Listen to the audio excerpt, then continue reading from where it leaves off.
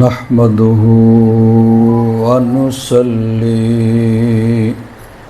ونسلم على رسوله الكريم أما بعد فأعوذ بالله من الشيطان الرجيم بسم الله الرحمن الرحيم أمن هو قانت آناء الليل ساجدا وقائما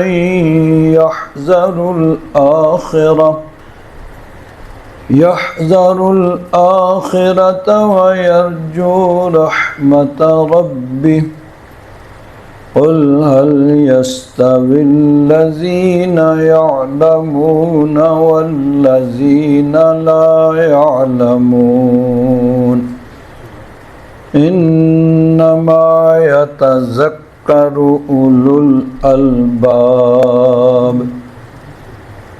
آمنت بالله صدق الله مولانا العظيم وبلغنا رسوله النبي الأمين الكريم ونحن على ذلك لمن الشاهدين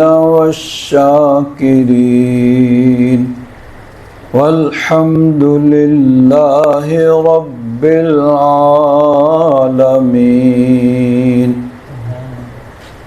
إن الله وملائكته يصلون على النبي يا أيها الذين آمنوا صلوا عليه وسلموا تسليما اللهم صل على سيدنا ومولانا محمد وعلى آل سيدنا ومولانا محمد وبارك وسلم صلاة وسلاما عليك يا سيدي يا رسول الله وعلى آلك وأصحابك يا سيدي يا حبيب الله بلغ العلا بكماله كشف الدجى بجماله حسنت جميع خصاله صلوا عليه وآله يا صاحب الجمال ويا سيد البشر من وجهك المنير لقد نور القمر لا يمكن الثناء كما كان حقه بعد الخدا بزرگ توئی قصہ مختصر۔ حضرات گرامی قدر، یہ ماہ مبارکہ صفر المظفر اسلامی سال کا یہ دوسرا مہینہ ہے۔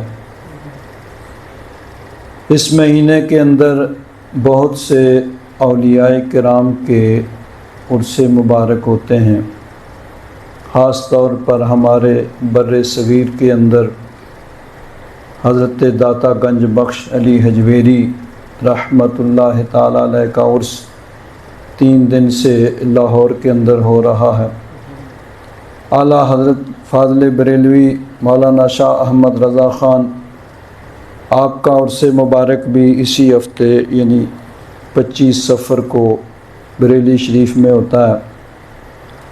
اسی طرح حضرت مجدد الفسانی شیخ احمد سرندی فاروقی رحمۃ اللہ تعالی علیہ کا عرس بھی اسی مہینے میں تاجدار گولڑا حضرت پیر میر علی شاہ صاحب رحمۃ اللہ تعالی علیہ، آپ کا بھی عرص پاک ہوتا ہے۔ یہ وہ حضرات ہیں جنہوں نے دین اسلام کی روشنی کو دنیا کے کونے کونے میں پہنچایا۔ نبی کریم صلی اللہ علیہ وسلم جو دین اللہ تبارک و تعالیٰ کی طرف سے لے کے آئے، اس دین کو حضور کے غلاموں نے دنیا کے کونے کونے میں پہنچایا۔ حضور نبی کریم صلی اللہ علیہ وسلم اللہ کے آخری پیغمبر، آخری نبی اور رسول ہیں۔ حضور کے بعد قیامت تک کوئی اور نیا نبی اور رسول وہ نہ آیا ہے نہ آ سکتا ہے، کیونکہ رب ذوالجلال کا یہی فیصلہ ہے کہ اس کا محبوب ختم نبوت کا تاج پہن کے تشریف لایا۔ پہلے یہ ہوتا تھا کہ ایک نبی کے بعد دوسرا نبی، اللہ تبارک و تعالیٰ نے حضرت موسیٰ علیہ السلام پر تورات اتاری تو ہزاروں کی تعداد میں انبیاء کرام آئے جنہوں نے آگے تورات کی تبلیغ کی اور حضرت موسیٰ علیہ السلام کے دین کو آگے پھیلایا۔ لیکن حضور نبی کریم صلی اللہ علیہ وسلم ختم نبوت کا تاج پہن کے تشریف لائے، خاتم النبیین بن کے آئے، تو اب حضور کا پیغام قیامت تک حضور کی امت کے اولیاء، علماء، یہ حضور کا پیغام قیامت تک پہنچائیں گے۔ اور یہ بھی اللہ تبارک و تعالیٰ کی حکمت ہے کہ وقت گزرنے کے ساتھ ساتھ دین کے اندر اگر کوئی غلط عقیدہ، کوئی غلط رسم وہ آ جاتا ہے تو اللہ تبارک و تعالیٰ کسی نہ کسی اپنے پیارے کو بھیج دیتا ہے جو دین کی، اسلام کی سچی تصویر مسلمانوں کے سامنے پیش کرتا ہے۔ آج میں نے اعلیٰ حضرت مجدد دین و ملت مولانا شاہ احمد رضا خان علیہ رحمت الرحمن آپ کی خدمات کے سلسلہ میں چند گزارشات آپ حضرات کے سامنے پیش کرنی ہیں۔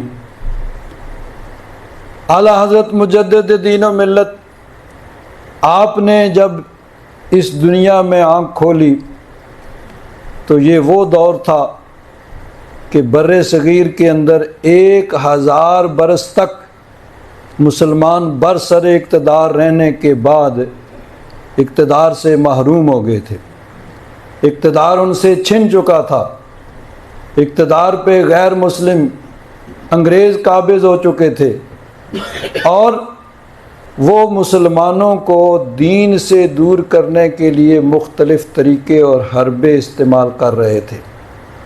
کہیں تو ان کے اپنے مبلغین وہ مسلمانوں کے دلوں میں شکوک و شبہات پیدا کر رہے تھے، دین کے بارے میں طرح طرح کی باتیں کر کے لوگوں کو دین سے دور کرنے کی کوشش کر رہے تھے، تو کہیں مسلمانوں کے اندر سے ایسے افراد ان کو مل گئے جن کے ذریعے وہ مسلمانوں میں تفریق پیدا کرنے میں اور فرقہ واریت پیدا کرنے میں، مختلف دھڑوں میں تقسیم کرنے میں کامیاب ہو گئے۔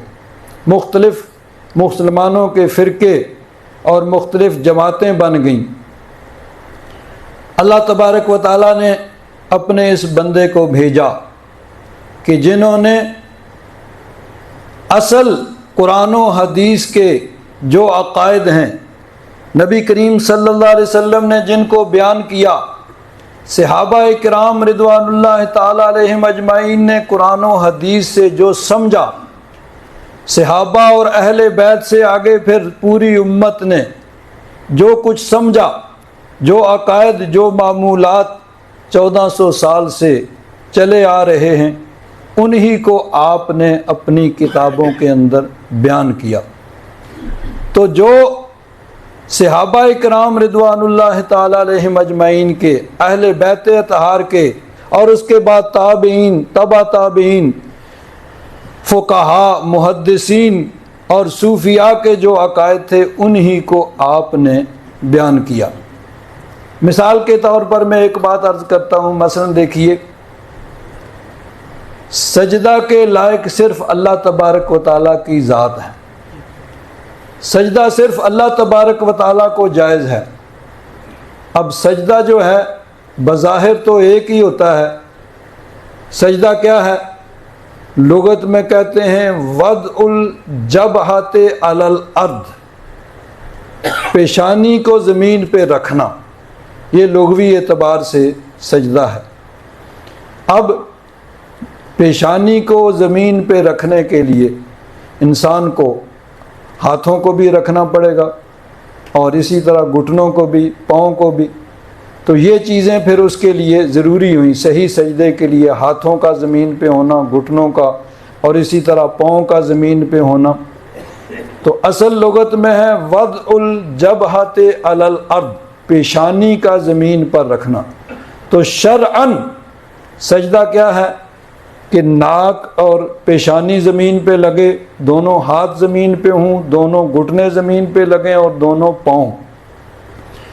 تو سجدہ یہ صرف اللہ تبارک و تعالیٰ کی ذات کے لیے ہے۔ اب بظاہر تو ایک ہی سجدہ ہے، لیکن نیت کے اعتبار سے پھر اس کی دو قسمیں ہو جاتی ہیں۔ ایک ہوتا ہے سجدہ عبادت کی نیت سے، اور ایک ہے کسی کی تعظیم کے لیے۔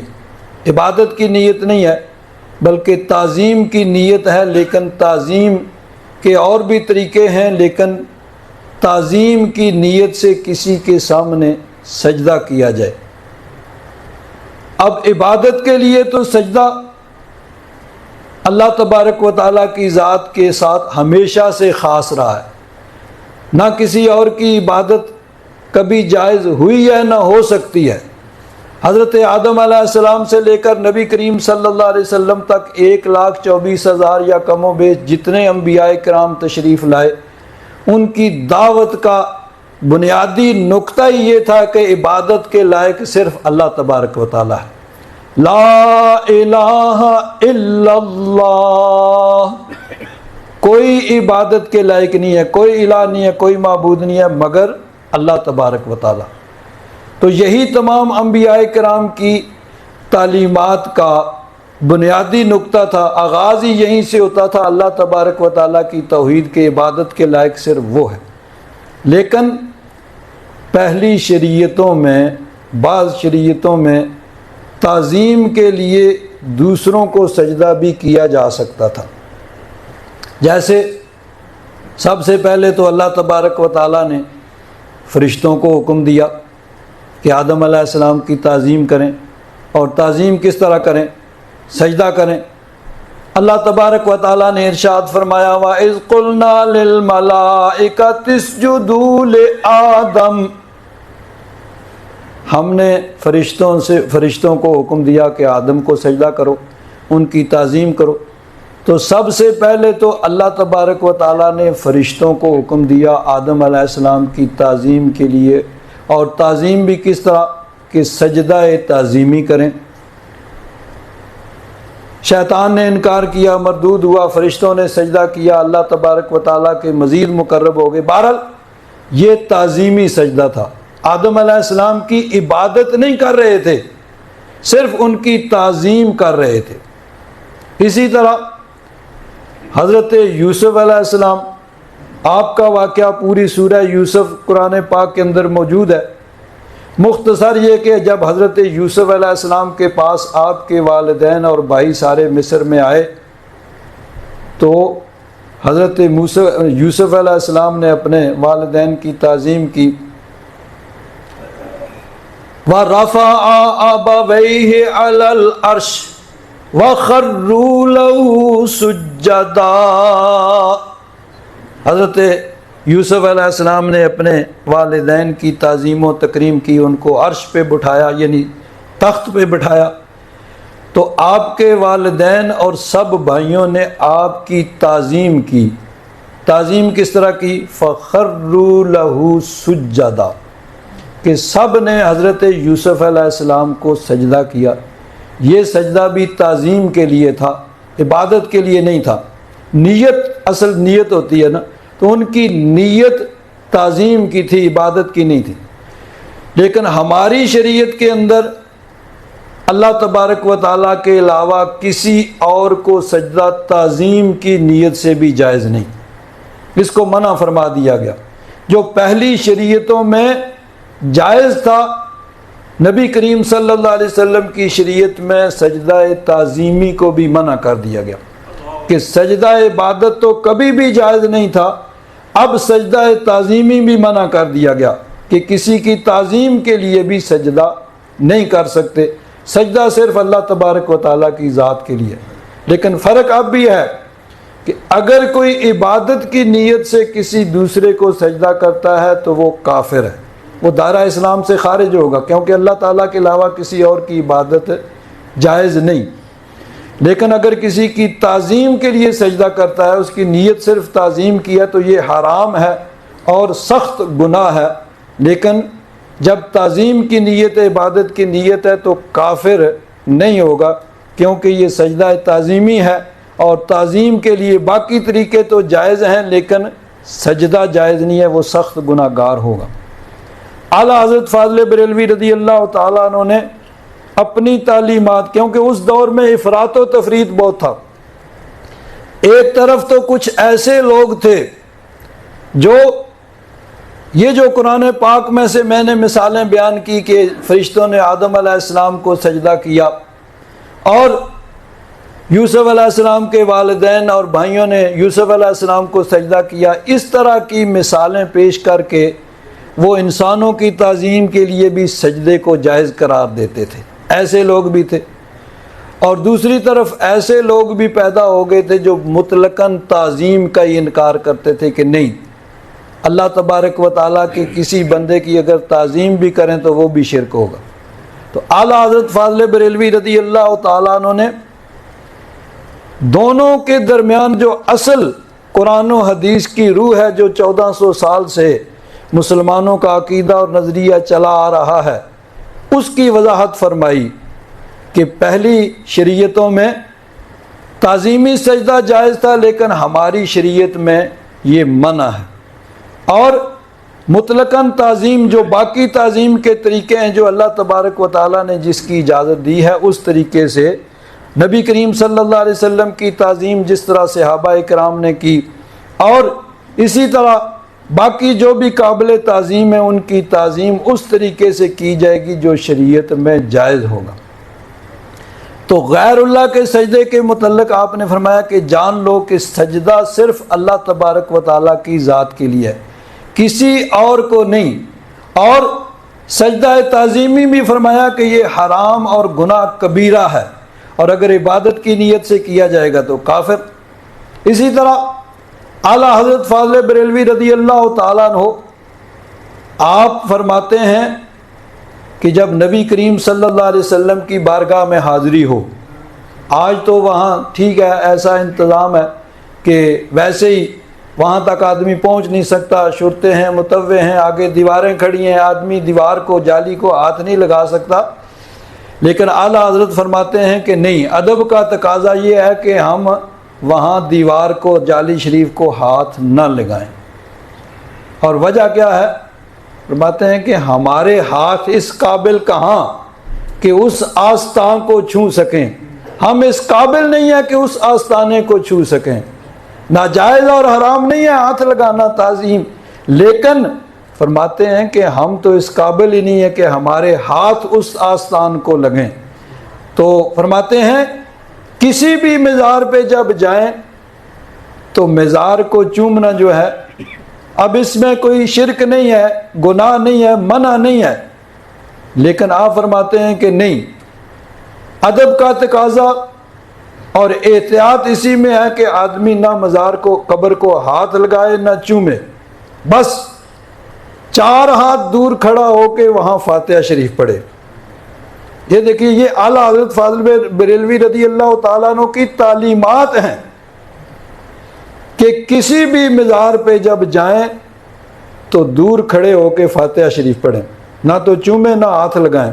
اور نبی کریم صلی اللہ علیہ وسلم کی بارگاہ میں بھی حاضری، تو وہاں پر بھی اپنے آپ کو اس قابل نہیں سمجھتے کہ اس آستان کو ہمارے یہ گندے ہاتھ ناپاک ہاتھ وہاں لگیں، ہمارے یہ گناہگار ہاتھ اس آستان کے قابل نہیں ہیں، تو یہ تعلیمات ہیں۔ بعض لوگ خواہ مخواہ اعلیٰ حضرت فاضل بریلوی رضی اللہ تعالیٰ عنہ کے متعلق کہتے ہیں بھائی انہوں نے شرک کو پھیلایا، وہ بغیر پڑھے اور بغیر آپ کی تعلیمات کو دیکھے ہوئے صرف سنی سنائی باتوں پہ ایسے کرتے ہیں۔ اعلیٰ حضرت فاضل بریلوی رضی اللہ تعالیٰ عنہ کو وصال فرمائے بھی 100 سال سے زیادہ عرصہ گزر چکا ہے، آپ کی کتابیں موجود ہیں، اپنوں غیروں سب نے پڑھی ہیں، لیکن آپ کی تعلیمات پہ کوئی انگلی نہیں اٹھا سکا کہ آپ نے وہی چیز پیش کی جو 1400 سال سے جمہور اہل سنت کا نقطہ نظر رہا ہے۔ یہ یاد رکھیں کہ ہر مسئلے کے اندر اختلاف بھی ہوگا، مختلف قسم کے اقوال بھی مل جاتے ہیں، لیکن عافیت اسی میں ہے کہ جو جمہور اکثریت کا جو نظریہ رہا ہے، جو 1400 سال سے 1450 سال سے جمہور اہل سنت کا نظریہ ہے، اسی کو اعلیٰ حضرت فاضل بریلوی رضی اللہ تعالیٰ عنہ نے بیان کیا۔ باقی جہاں تک اپنے دل کی کیفیت تھی، ایک ہوتا ہے انسان کی دل کی کیفیت خواہش، لیکن ہم شریعت کے تابع ہیں، ہم اپنی خواہش پہ نہیں چلتے، تو اپنی جو دل کی کیفیت تھی اس کو بیان کیا، اور ساتھ میں پھر یہ بیان کر دیا کہ ہم اپنے دل کی نہیں مانیں گے، ہم اللہ رسول کی مانیں گے۔ اپنے دل کی کیفیت کیا ہے؟ فرماتے ہیں پیش نظر وہ نو بہار، سجدے کو دل ہے بے قرار، روکیے سر کو روکیے، ہاں یہی تو امتحان ہے۔ فرماتے ہیں حضور کی زیارت ہو رہی، حضور کا دیدار ہو رہا ہے، اور دل چاہتا ہے بے قرار، دل بے قرار ہے کہ حضور کو تعظیم کے لیے سجدہ کریں، لیکن کہتے ہیں نہیں، سر کو روک لو۔ یہ امتحان ہے، ہم نے اپنے دل کی نہیں ماننی، ہم نے اللہ رسول کا حکم ماننا ہے۔ تو اللہ کا اور اس کے محبوب کا حکم یہی ہے کہ اللہ تبارک و تعالیٰ کے علاوہ کسی اور کو کسی بھی صورت میں ہماری شریعت میں سجدہ جائز نہیں ہے۔ بعض لوگ بیان کرتے ہیں کہ یہ نعت شریف جو ہے نا اعلیٰ حضرت فاضل بریلوی رضی اللہ تعالیٰ عنہ کی ایک مرتبہ تاجدار گولڑا حضرت پیر میر علی شاہ صاحب رحمۃ اللہ تعالیٰ علیہ کی مجلس کے اندر پڑھی گئی، کیونکہ اعلیٰ حضرت فاضل بریلوی پہلے ہوئے ہیں، ان کا پہلے انتقال ہو گیا تھا، تو حضرت تاجدار گولڑا کی محفل کے اندر یہ نعت شریف پڑھی گئی، پیش نظر وہ نو بہار، سجدے کو دل ہے بے قرار۔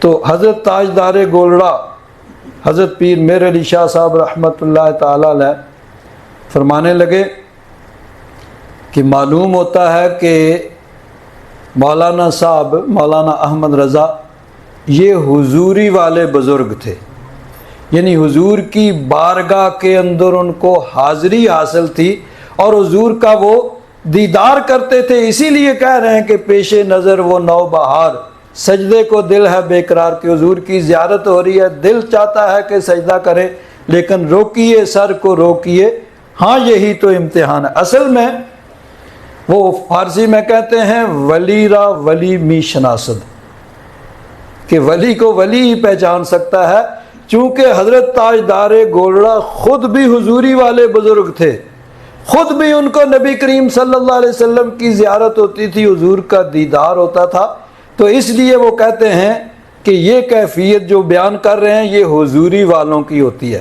حضرت تاجدار گولڑا حضرت پیر میر علی شاہ صاحب رحمۃ اللہ تعالی علیہ آپ حج کے لیے تشریف لے گئے، حج کے بعد مدینہ شریف جا رہے ہیں، مدینہ شریف سے کچھ فاصلے پہ ایک جگہ ہے وادی حمرہ، وہاں پہ آپ نے قیام کیا۔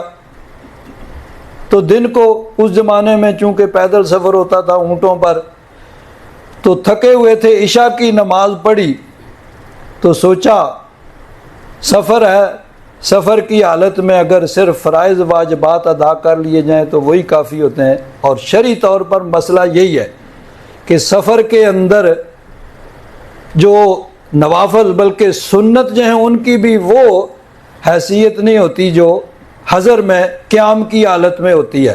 سفر کی حالت میں اگر آدمی صرف فرائض پڑھ لے، واجبات یعنی فجر کے 2 فرض اور فجر کی 2 سنتیں بھی چونکہ قریب الوجوب ہیں تو وہ بھی، اسی طرح ظہر کے 4 فرض، عصر کے 4 فرض، مغرب کے 3 فرض، عشاء کے 4 فرض اور 3 وتر، یہ تو ہر حالت میں پڑھنے ہیں۔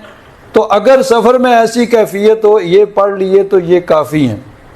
سنتیں جو ہیں وہ عام حالات میں، حضر میں، گھر میں بغیر کسی مجبوری کے نہیں چھوڑی جا سکتی، اگر چھوڑیں گے تو اس کے بارے میں باز پرس ہوگی، لیکن مجبوری ہے، بیماری ہے، وقت تنگ ہے یا سفر میں ہے تو ایسی صورت میں سنتیں جو ہیں ان کو چھوڑ سکتے۔ تو شرعی مسئلہ تو یہی ہے۔ تو آپ نے سوچا بھئی تھکے ہوئے ہیں، چلو آج فرض پڑھ لیتے ہیں۔ فرض پڑھ کے سو گئے، آنکھیں بند ہوئی، قسمت جاگ اٹھی، نبی کریم صلی اللہ علیہ وسلم تشریف لائے۔ نبی کریم صلی اللہ علیہ وسلم نے ارشاد فرمایا، مہر علی شاہ آج اتنے تھک گئے تھے کہ میری سنتیں بھی چھوڑ دیں۔ تو یہ وہ حاضری والے بزرگ ہیں کہ جن کو اتنی بات پہ بھی تنبیہ ہو جاتی تھی کہ سنت اور عشاء کی سنت بھی وہ غیر موقدہ ہیں۔ موقدہ ظہر کی سنتیں موقدہ ہیں، 4 جو پہلے پڑھتے ہیں ان کو بلا ضرورت نہیں چھوڑ سکتے، اور عصر سے اور عشاء سے پہلے جو غیر موقدہ ہیں ان کو اگر کبھی چھوڑ بھی دیا جائے تو کوئی کسی قسم کی باز پرس نہیں، اگر وقت کم ہے تو 2 رکعت بھی پڑھ سکتے ہیں، لیکن غیر موقدہ سنتیں چھوڑی تو حضور کی بارگاہ سے تنبیہ ہوئی۔ حضور نے فرمایا میرے لیے شاہ اتنے تھک گئے تھے کہ میری سنتیں چھوڑ دیں۔ اب جب مدینہ شریف پہنچتے ہیں تو مدینہ شریف مسجد نبوی شریف میں جا کے پھر نبی کریم صلی اللہ علیہ وسلم کی بارگاہ میں یوں عرض کرتے ہیں، وہ جو آپ کی مشہور نعت ہے، اج سکھ متران دی ودیری کیوں دلڑی اداس گنیری لوں لوں وچ شوق چنگیری اج نینا لائیاں کیوں جڑیاں۔ اور فرماتے ہیں لاؤ مکھ تھی مخاطت برد یمن حجرے تھی مسجد آؤ ڈولن اوہ مٹھیاں گالیں الاؤ ڈولن جڑیاں ہمرا وادی سن کریاں۔ عرض کرتے ہیں حضور کرم فرمائیے، اور جو آپ نے وادی ہمراہ میں کرم فرمایا تھا وہاں زیارت کرائی تھی، آج تو آپ کی بارگاہ میں حاضر ہوں، یہاں پر بھی کرم فرمائیے۔ تو خود بھی یہ حاضری والے بزرگ تھے۔ تو اعلیٰ حضرت فاضل بریلوی رضی اللہ تعالیٰ عنہ کے متعلق فرماتے ہیں کہ وہ حاضری والے بزرگ تھے جن کو نبی کریم صلی اللہ علیہ وسلم کا دیدار ہوا کرتا تھا۔ اب یہاں ایک بات قابل غور ہے، ایک سوال پیدا ہو سکتا ہے کہ جب شریعت نے منع کیا ہے بھئی سجدہ تعظیمی بھی کسی کے لیے جائز نہیں ہے، تو پھر یہ دل میں خیال ہی کیوں پیدا ہوا؟ تو یاد رکھیں دل کے اندر خیال آنا یہ محبت کی نشانی ہے، لیکن شریعت کی پابندی کرتے ہوئے دل کے خیال کو نکال دینا یہ شریعت کی پابندی ہے۔ تو حضور کی تعظیم کے لیے دل میں یہ خیال پیدا ہونا یہ محبت کی نشانی ہے، اور یہ تمام اہل محبت حتیٰ کہ صحابہ کرام رضوان اللہ تعالیٰ علیہم اجمعین، بڑی مشہور ایک حدیث پاک، انصار مدینہ منورہ کے رہنے والے، ان کا ایک قبیلہ تھا، ایک خاندان تھا، ان کے پاس ایک اونٹ تھا، بڑا طاقتور اونٹ جو سارے کام کاج کرتا تھا، گھر کے جو سامان لانا اور لے جانا، اور اسی طرح کھیتی کو پانی وغیرہ سراب کرنا، اور سارے کام کاج وہ اس اونٹ پہ کرتے تھے۔ ایک دن وہ اونٹ ان کا مست ہو گیا، وہ باغ کے اندر تھا، جو بھی جاتا اس کو کاٹنے کے لیے دوڑتا۔ وہ بڑے پریشان، کیا کریں بھائی، بڑا طاقتور اونٹ ہے، کنٹرول بھی نہیں ہو رہا، تو کیا کریں؟ باغ کا دروازہ انہوں نے بند کر دیا، اندر وہ اونٹ ہے، جو بھی جاتا ہے وہ کاٹنے کے لیے دوڑتا ہے۔ تو اب کیا کیا؟ صحابہ کرام کا جو طریقہ تھا کہ جب بھی کوئی مشکل پیش آتی حضور کی بارگاہ میں آ جاتے. حضور کرم فرمائیں. فَذَهَبُوا بِسُرْعَةٍ يَرْقُدُونَ إِلَىٰ رَسُولِ اللَّهِ صلی اللہ علیہ وسلم. جلدی سے دوڑتے ہوئے حضور کی بارگاہ میں آئے. کیوں؟ جانتے تھے کہ جو کہیں سے مشکل حل نہیں ہوگی وہ ہمارے آقا کے بارگاہ سے حل ہوگی. بخدا خدا کا یہی ہے در، اللہ کی قسم خدا کا اللہ کا دروازہ یہی ہے. بخدا خدا کا یہی ہے در، نہیں اور کوئی مفر مقر، جو وہاں سے ہو یہیں آ کے ہو، جو یہاں نہیں تو وہاں نہیں. تو دوڑتے ہوئے حضور کی بارگاہ میں آئے اور کیا؟ قائلینا انقذنا یا رسول اللہ. حضور کی بارگاہ میں آ کے دست برساز کرتے ہیں، حضور بچا لیجئے، مہربانی فرمائیے. حضور نے فرمایا کیا ہوا؟